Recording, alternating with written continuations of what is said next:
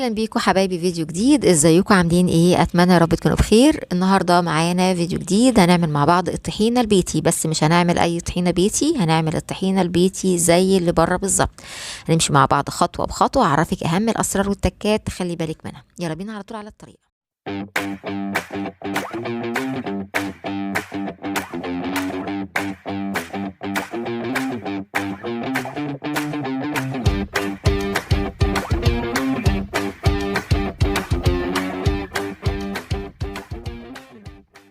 عندي اول مرحله هجيب عندي كوبايه من السوداني، هحط عليها كوبايه من السمسم. السمسم عندي طبعا متنقي ونضيف. نوع السمسم ايه؟ ان هو يكون متحمص او ابيض، مش فارقه معايا خالص. يعني كل الحكايه ان المتحمص هيخلي الطحينه لونها غامق شويه، لكن الابيض هتبقى الطحينه فيها فتحه. جبت السمسم والسوداني حطيتهم على النار كده في طاسه. انا مش عايزه طبعا لا احمصهم ولا اسخنهم ولا اي حاجه، انا مجرد بس بطلع منهم الرطوبه. يعني بقلبه كده لحد ما احس بس انه بدا يسخن، يعني بمسكه بايدي كده الاقيه ان هو بدا يدفى معايا، ويطلع الزيوت الموجوده فيه. المرحلة التانية بقى بجيب عندي الكبة او عندك المطحنة او هاند بلندر زي اللي انا عندي دوت، وهنزل عندي بيه السمسم والسوداني مع بعض. عايزة اطحنهم مع بعض كويس جدا لحد ما تبقى عجينة ناعمة خالص. دي المرحلة التانية، هضربهم مع بعض. في المرحلة دي هتاخد تقريبا معاكي حوالي 10 دقايق، وكل طبعا ما يكون المطحنة بتاعتك شديدة او سلاحها قوي، كل ما هتنعمها لك معاكي كويس جدا. هنا انا عملتها اهو، بقت زي البودرة كده. طبعا انا هكمل ضرب تاني لحد ما اوريكي كده انها وصلت الى حد ما لقوام انا عايزاه. تعالوا نشوف تاني كده. بنزل الجوانب وبرجع تاني اضرب.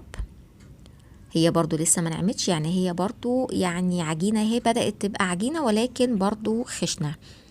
اهم حاجة هو ان احنا نضربها تبقى ناعمة معانا خالص، عشان الطحينة معاكي ما تبقاش محببة. بعد ما ضربتها كويس نيجي بقى للخطوة الثالثة، وهي ان انا هجيب معلقة من الدقيق ومعلقة كبيرة من النشا، هحطهم الاتنين برضو في طاسة كده على النار. عايزة الدقيق والنشا برضو يدفى معايا. هحط عندي رشة ملح وهقلب الدقيق مع النشا على النار. يعني برضو ما بسخنش، انا بس بقلبهم تقليبة كده لحد ما احس ان هم بدأوا يمتزجوا ويدفوا سوا. بجيب عندي بقى دي حوالي ربع كوبايه من الزيت، يعني دي كوبايه صغيره انا واخده نصها، لكن لو كوبايه كبيره بتاخدي ربع كوبايه زيت. الزيت عندي زيت ذره، اهم حاجه يكون زيت نظيف. ما ينفعش يا جماعه ان انا اجيب زيت ريحته مش حلوه او طعمه مش حلو، وكمان بيكون كثافته بتبقى كتيره عن زيت الذره. يعني زيت الذره خفيف، عشان كده مش هيطلع لك الزيت على الوش. فمن الحاجات اللي دايما بتسأل فيها انا لما بعمل الطحينه، بلاقي الزيت طافي على الوش، ده لان احنا مستخدمين زيت مش حلو. لكن الزيت الذره بيتميز بان هو زيت خفيف فبيمتزج، وكمان كميه الزيت صغيره خالص، يعني ربع كوبايه، دي حاجه بسيطه جدا. خلاص قلبتهم لحد ما وصلوا زي ما انتوا شفتوا كده على زي قوام البشاميل، وهرجع اضيفهم تاني على الخليط اللي موجود عندي. شايفين هو طبعا بدأ ان هو يبقى معايا ناعم، ولكن طبعا لو انت كملتي ضرب هينعم عن كده، او ممكن تحطيه كمان في الخلاط هينعم عن كده. ناس كتيره جدا بلاقيها، يعني شفتها فيديوهات كتير انها بتقولك كده الطحينه بقت جاهزه معانا. معلش يا جماعه انا بعتذر، انا جربت ان انا اوصل للمرحله دي وادوق بقى الطعم، مفيش اي علاقه خالص بين الطحينه اللي احنا بنشتريها من بره وبين الطحينه اللي احنا عملناها دي. ليه؟ لان هم ده سر من اسرارهم، ان هي بيبقى ليها يعني طعم مختلف خالص. ممكن اقول لك الشكل هيبقى شكل الطحينه، ولكن الطعم بعيد كل البعد. طب انا عايزه اوصل للطعم اللي انا بجيبه من بره. جبت عندي كوبايه من الطحينه اللي احنا بنشتريها من بره وضفتها عليها.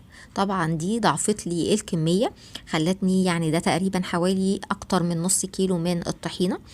هنزل طبعا كل الجوانب الموجودة فيها، بس طعم الطحينة ونفس القوام ونفس اللون وكل حاجة زي اللي انا بشتريه من بره بالظبط، ووفر لي كتير جدا. ده كان الفيديو بتاعنا النهاردة، دي شكل الطحينة بعد ما عملناها. اتمنى ان الفيديو يعجبكم، واتمنى انك تجربيها وتقولي لي رأيك ايه. ولو ليكي اي اسئلة او تعليق اكتبيها لي على قناة نانا تشانل، واشوفكم في فيديوهات تانية ان شاء الله على خير.